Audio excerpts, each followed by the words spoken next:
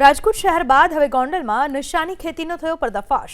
એસઓજીની ટીમે ગોંડલ તાલુકાના મોટી ખિલોરી ગામમાં દરોડા પાડ્યા, જ્યાં 10.65 લાખની કિંમતના 21 કિલો 300 ગ્રામ ગાંજાના છોડ સાથે એક શખ્સ ઝડપાયો। મોટી ખિલોરી ગામના નિર્મળભાઈ ડેરે પોતાની વાડીમાં ગેરકાયદેસર રીતે ગાંજાનું વાવેતર કર્યું હતું। બાતમીના આધારે પોલીસે તાત્કાલિક દરોડો પાડ્યો હતો। હાલમાં પોલીસે ગાંજાનો જથ્થો જપ્ત કરી વધુ તપાસ હાથ ધરી છે।